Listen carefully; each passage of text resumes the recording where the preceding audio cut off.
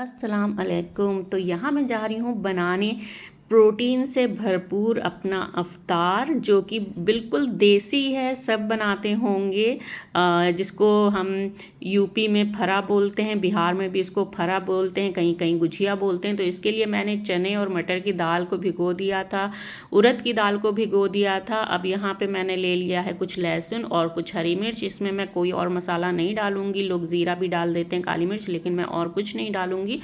तो यहाँ पे आप दाल और जो भी हरी मिर्च और लहसुन लिया है उसको अच्छे से पीस लीजिए और एक फ़ाइन पेस्ट बना लीजिए।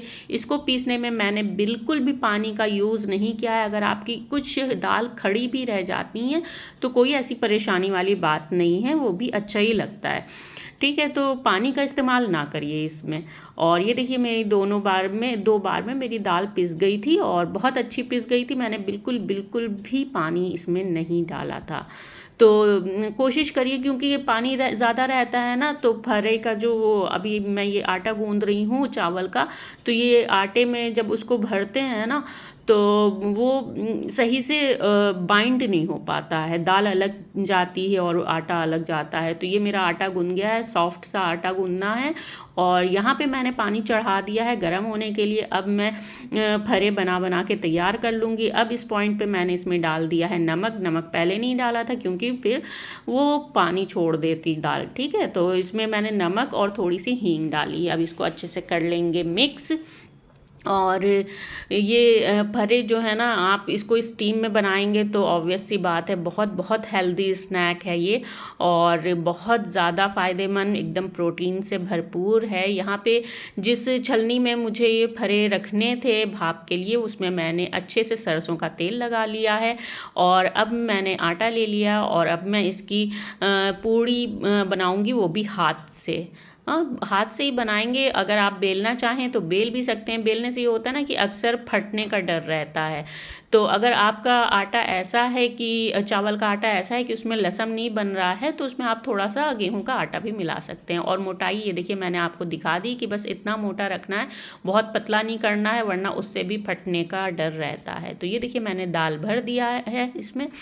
और अब इसी तरीके से मैं और फरे तैयार कर लूँगी। तो आपको ध्यान रखना है, ये जो चावल की आप ये पूड़ियाँ बना रहे हैं, तो इसको ना बहुत मोटा रखना है ना बहुत पतला। बहुत मोटा रखेंगे तो भी अच्छा टेस्ट नहीं आएगा, क्योंकि चावल के आटे में नमक वमक कुछ भी नहीं मिला हुआ है ना, फीका फीका सा लगेगा। और हाथ में अगर आपके चिपकने लगे आटा, तो बीच बीच में ऑयल लगाते रहिए अपने हाथ में, और उसके बाद ये पूड़ियाँ बनाते रहिए और इसमें दाल भर दीजिए। मैं तो भाई बहुत बहुत दाल भरती हूँ, मुझे कम दाल वाली बिल्कुल नहीं पसंद है। तो इसमें ना आप किसी भी तरीके से इसको फिल कर सकते हैं। इसका मुंह पूरी तरीके से बंद भी कर सकते हैं, या जैसे मैं बना रही हूँ कि उसका मुंह खुला हुआ है थोड़ा, तो उस तरह से भी बना सकते हैं। अलग अलग शेप आप दे सकते हैं। तो यहाँ देखिए, मेरे हाथ पे ये आटा चिपकने लगा था, तो मैंने फिर से सरसों का तेल लगा लिया अपने हाथ में। और फिर ये देखिए, फिर मैं भरने लगी। और जब तक अच्छे से दाल नहीं फिल होती ना, तो मज़ा नहीं आता है, बहुत ही प्लेन प्लेन लगता है। तो यहाँ पे मेरे सारे फरे बन के हो गए हैं तैयार। अब मैं देखती हूँ कि पानी भी शायद गर्म ही हो चुका होगा, काफ़ी देर हो गई है। और यहाँ पे कुछ दाल मेरी बच गई थी, तो इसको भी मैं अभी यूटिलाइज़ करूँगी, क्योंकि इसमें उड़द की दाल है, तो उड़द की दाल जल्दी ख़राब होती है, तो आज ही मैं इसको यूज़ कर लूँगी। तो यहाँ पानी गर्म हो गया था, मैंने रख दिया है फरे को और ढक्कन लगा दिया है। और इसको कम से कम अभी मैं 10 मिनट पकाऊंगी। अब यहाँ पे मैंने ले लिया है आधी कैबेज, इसको बारीक बारीक मैंने काट लिया है। और इसको मैं मिलाऊंगी उसी दाल में, जो मेरी दाल बच गई है ना अभी फरे से, उसी में मैं इसको मिक्स कर दूंगी। ये दाल बची हुई है, अब इसमें मैं ये पूरी कैबेज डाल दूंगी। यहाँ मैंने सोचा कि लाओ एक बार चेक कर लेती हूँ, तो लेकिन अभी ये नहीं हुआ था, क्योंकि इस दाल छुरी में लग रही थी। तो इट मीन्स अभी नहीं हुआ। अभी थोड़ी देर के लिए 3-4 मिनट के लिए और रहने देती हूँ। तो यहाँ मैंने इसका पानी बिल्कुल ड्रेन कर लिया था कैबेज का। और ये देखिए, दोबारा मैंने किया तो बिल्कुल भी दाल इसमें नहीं लग रही थी। इट मीन्स अब ये फरे तैयार हो गए हैं। अब मैं कर दूंगी गैस को बंद और इसको ठंडा होने के लिए रख दूंगी। तो अब कैबेज और दाल को मिक्स करने का टाइम आ गया है। मैं एक्चुअली बनाने जा रही हूँ पकौड़ी, और जिसमें मैं इस दाल को यूज़ करूँगी, बेसन यूज़ नहीं करूँगी। और प्याज की जगह मैंने इसमें कैबेज डाला है, क्योंकि मेरे घर में कैबेज रखा था, मुझे लगा कहीं ख़राब ना हो जाए। थोड़ा सा नमक डाल दिया है क्योंकि दाल में भी नमक था, हल्दी डाल दी है, और थोड़ी सी अजवाइन, और थोड़ा सा चाट मसाला जो मैंने बनाया था ना पिछले व्लॉग में, आपने देखा होगा, वही डाल दिया है। तो अच्छे से इसको कर लेंगे मिक्स, बिल्कुल भी पानी नहीं डालेंगे क्योंकि सबको पता है कि कैबेज पानी छोड़ती है ना, तो बहुत गीला हो जाएगा फिर वो। तो इसलिए इसको अच्छे से जो है मिक्स कर लीजिए पूरी दाल। ये देखिए बहुत बहुत अच्छे से ये मेरे पकौड़े का बैटर तैयार हो गया था। अब इसको हम फ्राई कर लेंगे, और इसको ना मीडियम टू हाई फ्लेम पे आपको फ्राई करना है। और एक तरफ कम से कम आपको 3 मिनट, मतलब 2 से 3 मिनट पकाना है। तो आपकी कैबेज भी जो है, जो पानी रिलीज़ करेगी वो पानी भी रिलीज़ करेगी, गल भी जाएगी और क्रिस्पी भी हो जाएगी इतनी देर में। हाँ, तो अच्छे से अलट पलट के ये देखिए एक तरफ से मेरी जो है पकौड़ियाँ बहुत अच्छे से हो गई। अब मैं सारी पकौड़ियों को ऐसे ही पलट दूंगी, और दूसरी तरफ भी करीब 2 मिनट जो है मैं पका लूँगी। तो बहुत बहुत क्रिस्पी ये होती है। और जब मैंने कल ये दस्तरखान पे रखा ना, तो मेरे हस्बैंड को कैबेज बिल्कुल भी नहीं पसंद है, वो बिल्कुल नहीं खाते हैं। सब्ज़ी तो हमारे यहाँ बनती ही नहीं कैबेज की। तो कभी कभी मैं कैबेज ले आती हूँ सिर्फ़ और सिर्फ पास्ता बनाने के लिए।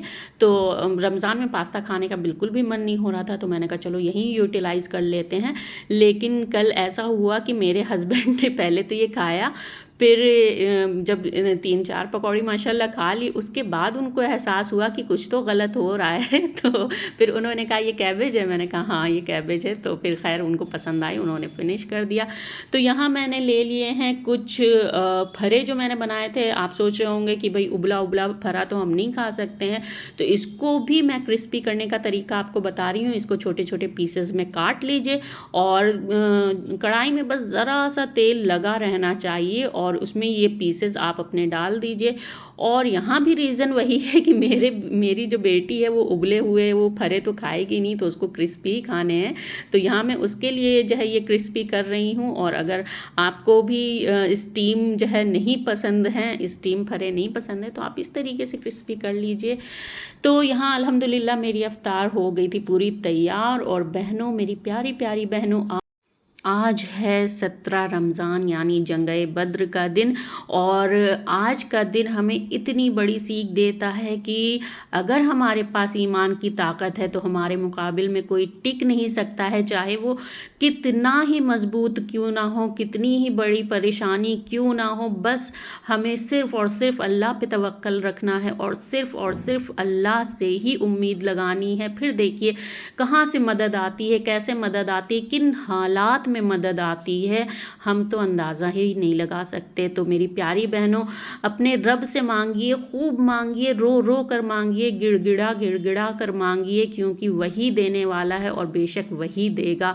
तो आज के अपने ईमान को ताज़ा करिए और सोचिए कैसे 313 लोग 1000 लश्कर के सामने डट गए थे, सिर्फ़ और सिर्फ अपने ईमान की वजह से, सिर्फ़ और सिर्फ अल्लाह पर तवक्कल की वजह से।